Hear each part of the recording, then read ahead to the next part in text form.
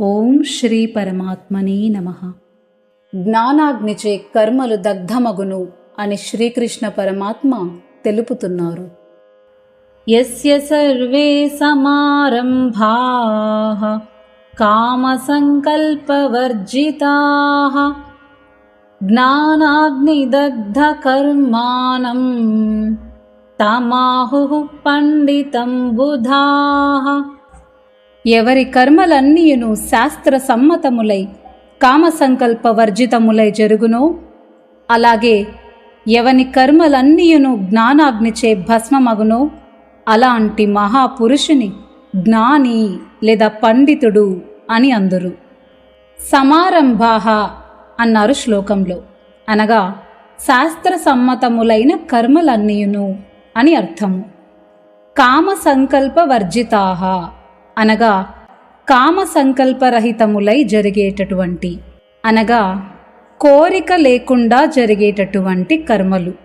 కామము అనగా లౌకికపరమైనటువంటి కోరికలు, స్త్రీ, పుత్రులు, ధనము, గృహము, గౌరవము, కీర్తి ప్రతిష్టలు, స్వర్గ సుఖము మొదలగు ఇహపరలోక విషయములలో ఏ ఒక్కదానిపైనను కించిన్ మాత్రమైనను కోరిక కలిగి ఉండుటను కామము అందురు. సంకల్పము కోరికకు కారణము. విషయములను స్మరించుట వలన వాటిపై ఆసక్తి కామము జనించును. ఏ వస్తువునందైనను సంయోగ వియోగములచే కలుగు కోరిక గాని, మమత, అహంకారము, ఆసక్తులు గాని ఏమాత్రమూ లేకుండా కేవలము లోక కళ్యాణార్థమై చేయబడు చేష్టామాత్ర కర్మలన్నీయును కామ సంకల్ప వర్జితములు అందురు. సాధనా కాలమునందు మానవులు చేయు వివిధ కర్మలపై కామ సంకల్ప ప్రభావము కొద్దిగనో గొప్పగనో ఉండును. అయితే సాధన చేయగా చేయగా సిద్ధుడైన మహాపురుషుని కర్మలన్నీయును కామ సంకల్ప రహితములగును. జ్ఞానాగ్ని దగ్ధ కర్మాణం అన్నారు. జ్ఞానము అనగా సాధనా మార్గము ద్వారా పరమాత్మ ప్రాప్తి పొందడం. అగ్నిచే వేగింపబడిన విత్తనముల యందు అంకురించు శక్తి, అనగా మొలకెత్తు శక్తి ఎలా అయితే నశించునో అలాగే జ్ఞానరూపాగ్నిచే కర్మలన్నీ దగ్ధమగును. శ్లోకంలో బుధాహ అన్నారు, అనగా జ్ఞానులు అని అర్థము. జ్ఞానులు, పండితులు ఎటువంటి మమత, ఆసక్తి, అహంకారము లేకుండా లోక కళ్యాణార్థమై శాస్త్రవిహిత కర్మలను చక్కగా నెరవేర్చుదురు. త్యక్త్వా కర్మ ఫలాసంగం నిత్యతృప్తో నిరాశ్రయః కర్మణ్యభిప్రవృత్తోపి నైవ కించిత్ కరోతి సహా.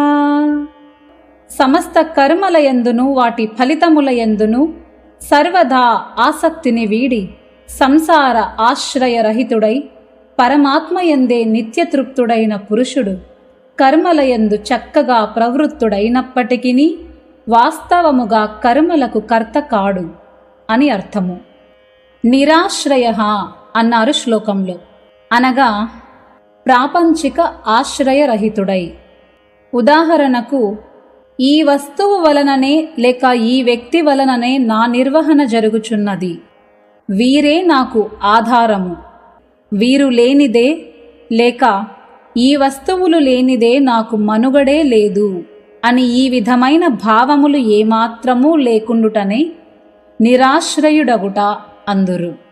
ఇలాంటి స్థితి యందు మనుషునకు ప్రాపంచికమైన పదార్థమేదియును ఏమాత్రము అవసరముండదు. నిత్యతృప్తః అన్నారు శ్లోకంలో, అనగా నిరంతరము పరమాత్మయందే ఆనందమగ్నుడై ఉండుట. అలాంటి స్థితిలో అతనిపై ఏ సంఘటన ప్రభావము కొంచెమైనను పడదు. దీనినే నిత్యతృప్తుడు అగుట అందురు. నిత్యతృప్తుడైన మనుష్యుడు సమస్త కర్మలను చేయుచూ కూడా సంసార బంధములలో చిక్కుకొనడు. అతడు సమస్త కర్మలను చేయుచున్నను వాస్తవముగా అకర్తయే. ఎటువంటి కోరిక గాని, ఫలేచ్ఛ గాని, అహంకారము, ఆసక్తి గాని లేకుండా కేవలము లోకహితార్థమై శాస్త్ర సమ్మతములైన యజ్ఞము, దానము, తపస్సు మొదలగు సమస్త కర్మలను చేయుచూ కూడా జ్ఞాని అయిన వాడు వాస్తవముగా అకర్తయే అని శ్లోకములో తెలుపబడినది. కావున అతడు సంసార బంధమున చిక్కుకొనడు. నిరాశీర్యత చిత్తాత్మా త్యక్త సర్వ పరిగ్రహః శారీరం కేవలం కర్మ కుర్వన్నాప్నోతి కిల్బిషం. అంతఃకరణమును, శరీర ఇంద్రియములను జయించినవాడు, సమస్త భోగ సామాగ్రిని పరిత్యజించినవాడు, ఆశారహితుడైన సాంఖ్యయోగి కేవలము శారీరక కర్మలను ఆచరించినప్పటికీ పాపములను పొందడు అని అర్థము. నిరాశీహి అనగా ఆశారహితుడైన వాడు. అతనికి అంతఃకరణము, సమస్త ఇంద్రియములు, శరీరము వశములో ఉండగలవు.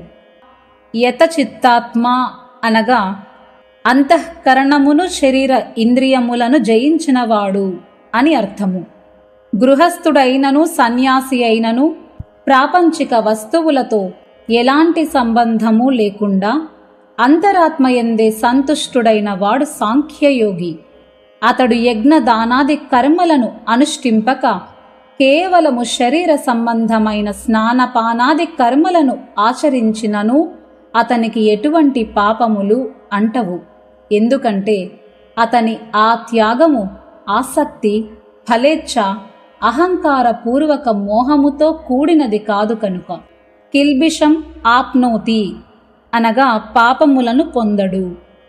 ఈ విధముగా జ్ఞానయోగులైన సాధకుల ద్వారా కర్మాచరణము గాని, కర్మత్యాగము గాని శాస్త్రోక్తముగా మమతాసక్తి రహితముగా జరుగును. కావున ఇలా కర్మలు చేయుచున్నప్పుడు, వానిని త్యజించినప్పుడు కూడా అన్ని సమయములయందు కర్మబంధముల నుండి సర్వదా ముక్తులగుదురు అని భావము. జై శ్రీరామ్. స్వస్తి.